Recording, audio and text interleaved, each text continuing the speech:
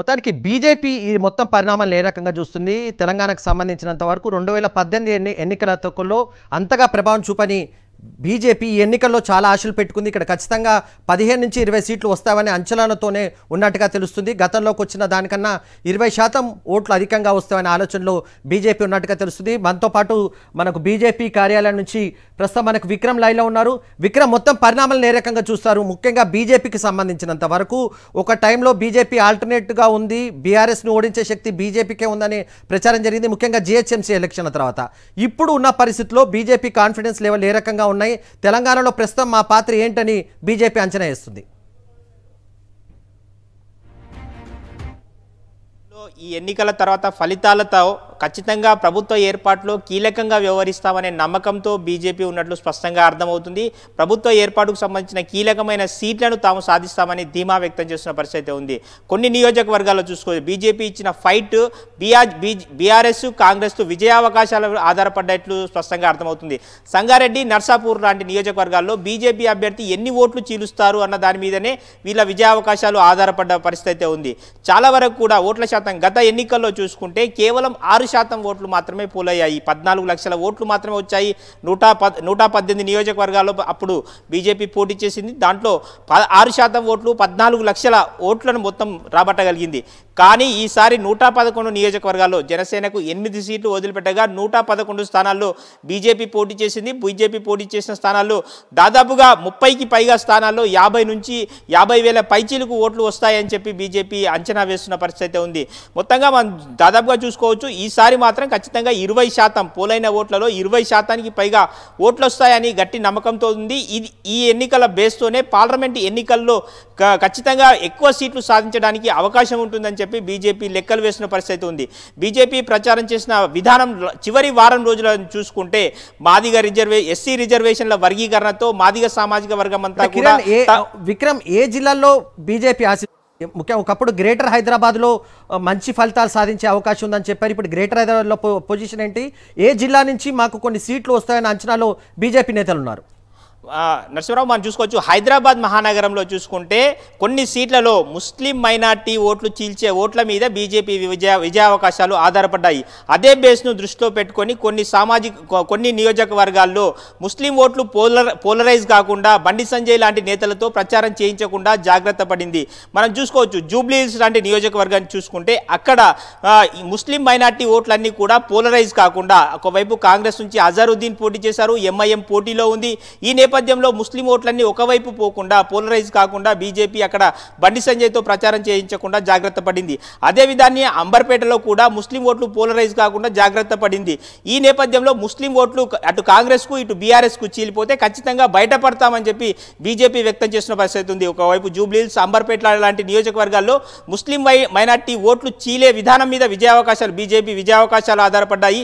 మరోవైపు చూసుకుంటే హైదరాబాద్ నగర శివారులో కుత్బుల్లాపూర్, షేర్లింగంపల్లి, రాజేంద్ర నగర్, మహేశ్వరం, ఎల్బీ నగర్ ఈ నియోజకవర్గాల్లో గెలుస్తామన్న ఒక ధీమా మాత్రం బీజేపీలో కనిపిస్తుంది.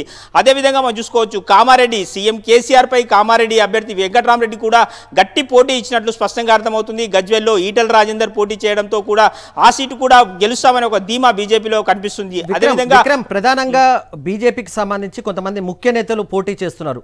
దాంట్లో బండి సంజయ్ కావచ్చు, అరవింద్ కావచ్చు, ఈటల రాజేందర్ కావచ్చు. ఈ 3 సీట్లకు సంబంధించి బీజేపీలో ఏం చర్చ జరుగుతుంది? ఖచ్చితంగా 3 సీట్లలో మనం చూసుకోవచ్చు, కరీంనగర్ సీటుకు సంబంధించి బండి సంజయ్ ఖచ్చితంగా గెలుస్తారని ఒక ధీమా వ్యక్తమవుతుంది. కోరుట్లలో కూడా ధర్మపురి అరవింద్ గెలవడం ఖాయమని చెప్తున్నారు. అదేవిధంగా మనం ఇంకోవైపు చూసుకుంటే గజ్వేల్లో కేసీఆర్కు గట్టి పోటీ ఇవైతే ఇవ్వగలిగారు ఈటల రాజేందర్. మరో స్థానం హుజురాబాద్ నుంచి కూడా అతను బయటపడే అవకాశాలు ఉన్నట్లు చెప్తున్నారు. మొత్తంగా ఈ ముఖ్య నేతలంతా కూడా ఈసారి ఎన్నికల్లో పోటీలో దిగడంతో కొంత బీజేపీకి ఓట్ల శాతం కూడా పెరిగే అవకాశాలు స్పష్టంగా కనిపిస్తుంది. ఉత్తర తెలంగాణపై బీజేపీ భారీ అంచనాలు పెట్టుకుంది. ఆదిలాబాద్, నిజామాబాద్, కరీంనగర్ ఈ 3 జిల్లాల్లో కూడా మెజార్టీ సీట్లు వస్తాయని చెప్పి బీజేపీ లెక్కలు వేసిన పరిస్థితి ఉంది. హైదరాబాద్లో 5 నుంచి 6 సీట్లు అంచనా వేస్తున్నారు. అదేవిధంగా ఉత్తర తెలంగాణకు సంబంధించి మెజార్టీ సీట్లు వచ్చే అవకాశం ఉందని చెప్పి బీజేపీ నేతలైతే అనుకుంటున్నారు. నర్సు, ఇంకొక చర్చ కూడా జరుగుతుంది. ముఖ్యంగా విక్రమ్, మనం చూస్తున్నాం బీజేపీకి సంబంధించి ఏం లైన్ తీసుకుంటుంది? ఒకవేళ హంగ్ అంటూ తెలంగాణలో వస్తే ఒక చర్చ అది కూడా ఉంది. ఎవరికి కూడా పూర్తి స్థాయిలో 80 సీట్లు వచ్చే అవకాశం లేదు, కానీ కొంత అటు ఇటు వస్తే బీజేపీ ఏదైనా ఆలోచనలో ఉందా? తాము ఏ లైన్ తీసుకోవాల్సి ఉంటుంది? బీజేపీకి హంగు లాంటిది వస్తుందని గతంలో బిఎల్ సంతోష్ చెప్పారు, మీరు బ్రేకింగ్ కూడా ఇచ్చారు అప్పట్లో. సో అలాంటి పరిస్థితి వస్తే బీజేపీ లైన్ ఏ రకంగా ఉండబోతుంది? ఖచ్చితంగా నరసింహారావు, బిఎల్ సంతోష్ ఎన్నికలకు ముందు జరిగిన రాష్ట్ర కార్యవర్గ సమావేశాల్లో, అంతర్గతంగా జరిగిన సమావేశాల్లో తెలంగాణలో హంగ్ ప్రభుత్వం వస్తుంది, బీజేపీ కీలకంగా వ్యవహరిస్తుందన్న ఒక స్టేట్మెంట్ అయితే ఇచ్చారు. ఈ నేపథ్యంలో హంగ్ వస్తే బీజేపీ పార్లమెంట్ ఎన్నికల వరకు ఎలాంటి నిర్ణయం తీసుకునే అవకాశం లేదని తెలుస్తుంది. పార్లమెంట్ ఎన్నికల తర్వాతనే వ్యూహాత్మకంగా తెలంగాణలో అడుగులు వేసే అవకాశాలు అయితే స్పష్టంగా కనిపిస్తున్నాయి.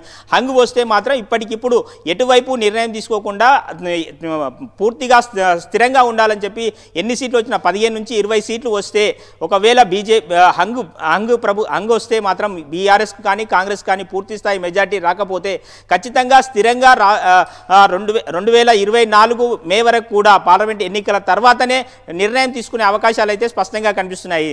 ఇంకొకసారి మనం చూస్తే బీజేపీకి సంబంధించి అగ్రనాయకత్వం టోటల్గా లాస్ట్ 4-5 రోజుల్లో ప్రధానమంత్రి అమిత్ షా, నడ్డా, అదేవిధంగా దాదాపుగా కేంద్ర మంత్రులు అందరూ కూడా తెలంగాణలో పర్యటించిన పరిస్థితి కనిపించింది. ఈ చివరి నిమిషంలో ఎక్సర్సైజ్ దేని కొరకు చేయాల్సి వచ్చింది? మొదటి నుంచి కొంత డల్గా కనిపించింది, బీజేపీ కొంత వెనుకబడి ఉందన్నారు, కానీ లాస్ట్ 1 వీక్లో మాత్రం బీజేపీ బాగా రేస్లోకి వచ్చినట్టుగా కనిపించింది.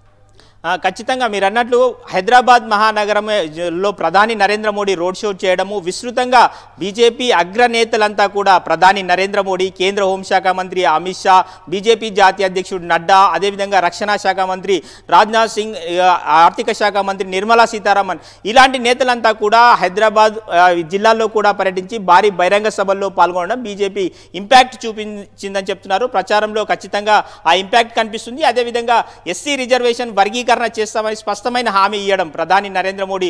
ఒకవైపు బీసీ ఆత్మగౌరవ సభ నిర్వహించారు, ఆ తర్వాత ఎంఆర్పీఎస్ నిర్వహించిన సభలో కూడా పాల్గొన్నారు. ఈ 2 ఇంపాక్ట్స్ ఖచ్చితంగా పనిచేస్తాయి.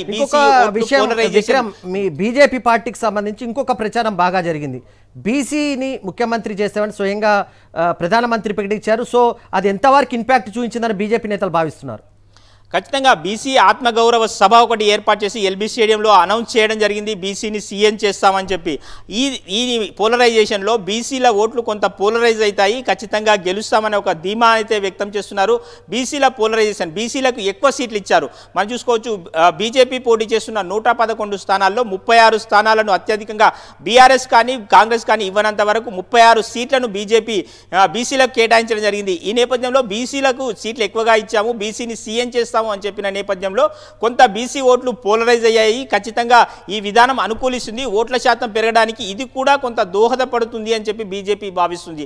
అదేవిధంగా మాదిగ ఎస్సీ రిజర్వేషన్ వర్గీకరణ చూసుకుంటే మొత్తం 18% తెలంగాణలో దళితులు ఉన్నారు. దళితుల్లో 15% వరకు మాదిగ సామాజిక వర్గం ఉంది. ఈ నేపథ్యంలో మాదిగ సామాజిక వర్గానికి లబ్ధి చేకూరే విధంగా మాదిగ ఉపకులాలకు సంబంధించి 15% ఉన్న నేపథ్యంలో వారికి లబ్ధి జరిగే విధంగా ఎస్సీ రిజర్వేషన్ల వర్గీకరణ ఉంటుంది అని చెప్పి స్పష్టమైన హామీ ప్రధాని నరేంద్ర మోడీ ఇచ్చిన నేపథ్యంలో దళిత సామాజిక వర్గంలో కొత్తగా చేరిన ఓటు బ్యాంక్ అంతా కూడా దళితుల సామాజిక వర్గం చాలా వరకు బీజేపీకి దూరంగా ఉంటుంది అనే ఒక ప్రచారం ఉంది.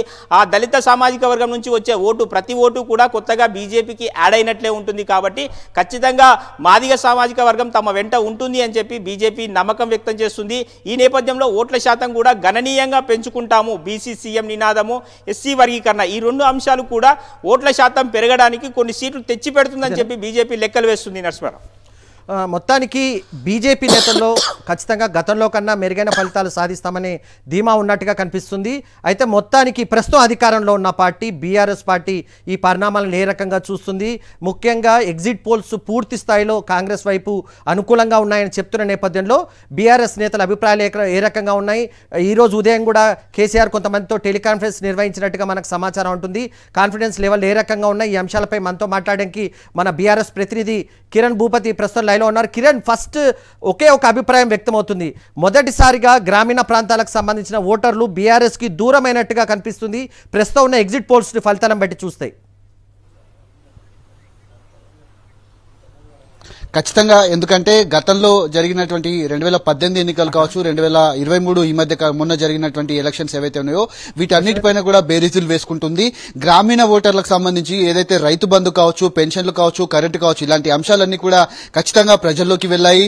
వాళ్ళంతా కూడా తమ వైపే ఉన్నారనే ప్రయత్నం కూడా పెద్ద ఎత్తున జరిగింది. కానీ ఎగ్జిట్ పోల్స్ ఫలితాలన్నీ చూస్తే గనక కాంగ్రెస్ పార్టీకి వచ్చినటువంటి నేపథ్యంలో దీనిపైన సీఎం కేసీఆర్ చాలా ధీమాగా ఉన్నారు. కేసీఆర్ కావచ్చు, కేటీఆర్ కావచ్చు, వీళ్ళిద్దరు కూడా ఖచ్చితంగా మేమే ప్రభుత్వాన్ని ఏర్పాటు చేస్తున్నామని కూడా చెప్తున్నారు. కానీ అభ్యర్థుల్లో మాత్రం ఖచ్చితంగా ఒక కొంత టెన్షన్ అయితే కనబడుతోంది. నిన్న సీఎం కేసీఆర్ తో భేటీ కావడం, ఈ రోజు ఉదయాన్నే టెలికాన్ఫరెన్స్ నిర్వహించినప్పటికీ కూడా వారు ఇచ్చినటువంటి నివేదిక కూడా ఖచ్చితంగా మనకు వచ్చేటువంటి స్థానాలు ఏవైతే ఉన్నాయో అవి 60 నుంచి 65 స్థానాలు ఖచ్చితంగా గెలుస్తాము. ఒకవేళ గనక 50 నుంచి 60 మధ్యలో గనక వస్తే ఎలాంటి సిచ్యువేషన్ ఉంటుందనే దానిపైన కూడా ముఖ్యమంత్రి కేసీఆర్ దానిపైన రివ్యూ కూడా చేసినట్టుగా తెలుస్తుంది. ముఖ్యంగా ఈ ఎన్నికలకు సంబంధించినటువంటి అంశంలో కూడా ఖచ్చితంగా ప్రభుత్వాన్ని ఏర్పాటు చేస్తున్నామని కూడా వాళ్ళు చెప్తున్నారు. ఎందుకంటే గ్రేటర్ హైదరాబాద్ పైనే ప్రధానంగా దృష్టి పెట్టారు. ఇక్కడ నుంచి ఎక్కువ ముఖ్యంగా చాలా వరకు రాజకీయ వర్గాల్లో ఒక చర్చ అయితే జరుగుతుంది. ప్రధానంగా సిట్టింగ్లకు టికెట్లు కొనసాగించడం అనేది బాగా నెగిటివ్ ఇంపాక్ట్ పడింది బీఆర్ఎస్ పైన. కొన్ని చోట్ల సిట్టింగ్లను మారిస్తే బాగుండనే అభిప్రాయం చాలా మంది వ్యక్తి అవుతుంది. గతంలో కేటీఆర్ కూడా ఒక సందర్భంలో చెప్పారు, మేము నిజానికి కొంత మార్చాలనుకున్నప్పటికీ కేసీఆర్ ఒక నిర్ణయం తీసుకున్నారు, మొదటి నుంచి పార్టీలో ఉన్న వాళ్ళకి మనం ప్రాధాన్యత ఇవ్వాలన్న ఉద్దేశంతోనే వాళ్ళని కొనసాగించామని చెప్పారు. ఈ ఇంపాక్ట్ ఏ రకంగా ఉంటుంది? సిట్టింగ్లపై చాలా చోట్ల వ్యతిరేకత ఉంది, దానివల్లనే కొద్ది ఫలితాలు వచ్చే అవకాశం ఉందని అంచనా వ్యక్తమవుతుంది. ఖచ్చితంగా మీరు అన్నది. ఎందుకంటే 2014 ఎన్నికల్లో ఇచ్చినటువంటి టికెట్లు ఏవైతే 2018లో ఇవ్వలేదు, వాళ్ళను కూడా పూర్తి స్థాయిలో కంటిన్యూ చేసినటువంటి పరిస్థితి ఉంది. 2018 నుంచి 2023లో గెలిచినటువంటి వాళ్ళు ఎవరైతే ఉన్నారో ఇప్పుడు వాళ్ళకు కూడా కంటిన్యూగా చేస్తూనే వాళ్ళందరూ కూడా టికెట్లు ఇవ్వడం జరిగింది. కొంత ఆ అభ్యర్థుల్లో ఎవరైతే బీఆర్ఎస్ అభ్యర్థులు ఉన్నారో వాళ్ళ మీద కొంత వ్యతిరేకత ఉంది, వాళ్ళని మారిస్తే బాగుంటుందని కూడా అటు జనాల నుంచి కూడా పెద్ద ఎత్తున వార్తలు వచ్చినటువంటి నేపథ్యంలో పార్టీకి సంబంధించినటువంటి క్యాడర్ కూడా ఖచ్చితంగా ఇక్కడ ఉన్నటువంటి అభ్యర్థులను మార్చాలని కూడా కోరారు. కేవలం కొన్ని స్థానాల్లో మాత్రమే అభ్యర్థులు మార్చడం జరిగింది. అభ్యర్థుల మార్పుకు అక్కడ ప్లస్ అయ్యేటువంటి అవకాశాలు కానీ కంటిన్యూ చేసినటువంటి అభ్యర్థులు, గతంలో ఉన్నటువంటి అభ్యర్థులు ఎవరైతే ఉన్నారో వాళ్ళను కంటిన్యూ చేయడం పట్ల కూడా కొంత వ్యతిరేకత వచ్చింది. ఖచ్చితంగా వాళ్ళని అభ్యర్థులను కనుక మారిస్తే మనమే వచ్చేటువంటి ఎన్నికలు, ఇప్పుడు జరిగినటువంటి ఎన్నికల్లో కూడా అధికారం చేజిక్కించుకోవచ్చు అని కూడా భావించింది. కానీ ఇప్పుడు ఉన్నటువంటి ఫలితాలు ఏ విధంగా వస్తాయనేది మాత్రం కొంత ఉత్కంఠ అయితే రేపుతుంది. రేపు ఫలితాల తర్వాత పరిస్థితి ఏంటనేది మాత్రం మనం ఒకసారి అర్థం చేసుకోవచ్చు. మొత్తానికి బీఆర్ఎస్లో మాత్రం కాన్ఫిడెన్స్ లెవెల్స్ ఇంకా ఉన్నాయని చెప్తున్నారు. బీఆర్ఎస్ పార్టీ అంచనాలు వేసుకుంటుంది ఎక్కడ పొరపాటు జరిగిందన్న అంశానికి సంబంధించి. ఇంకా బీఆర్ఎస్ నేతలు ఆ కాన్ఫిడెన్స్ అయితే ఉంది. ఎందుకంటే నేను చాలామంది బీఆర్ఎస్ నేతలతో కూడా మాట్లాడినప్పుడు లేదు మేము అధికారంలోకి వచ్చే అవకాశం ఉంటుంది, టైట్ ఫైట్ అయితే ఉందనే అభిప్రాయంతో బీఆర్ఎస్ నేతలు ఉన్నారు. అయితే మొత్తానికి ప్రస్తుతం ఇప్పుడు తెలంగాణ రాజకీయాల్లో ఏదైనా పార్టీ కొంత హ్యాపీగా ఉంది, కొంత రిలాక్స్గా ఉందంటే అది కాంగ్రెస్ పార్టీ అనే చెప్పుకోవచ్చు. సో కాంగ్రెస్ పార్టీ ఈ మొత్తం పరిణామాలను ఏ రకంగా చూస్తుంది, రేపు కౌంటింగ్ జరుగుతున్న నేపథ్యంలో నేతలు ఏం చేస్తున్నారు, నేతల అభిప్రాయం ఏ రకంగా ఉంది, కాంగ్రెస్ పార్టీకి సంబంధించి డీకే శివకుమార్ ఇక్కడికి వస్తున్నట్టుగా తెలుస్తుంది. సో ఈ అంశాలపై మనతో మాట్లాడడానికి మన కాంగ్రెస్ ప్రతినిధి ప్రస్తుతం రాకేష్ మనతో లైవ్లో ఉన్నారు. రాకేష్, ఇతర పార్టీలతో పోలిస్తే మీ పార్టీలో కొంత రిలాక్స్ కనిపిస్తుంది, కొంచెం గాంధీ భవన్లో కొంత యాక్టివిటీ కనిపిస్తుంది. నేతల్లో అయితే ఆ ఉత్సాహం కనిపిస్తూ ఉంది. ఎందుకంటే ఏ ఒక్క ఎగ్జిట్ పోల్స్ కూడా మ్యాక్సిమం ఇచ్చిన ఎగ్జిట్ పోల్స్లో 90% కాంగ్రెస్ పార్టీకే ఫేవర్గా ఇవ్వడంతో కూడా అందరు కూడా రిలాక్స్గా ఉన్నారు.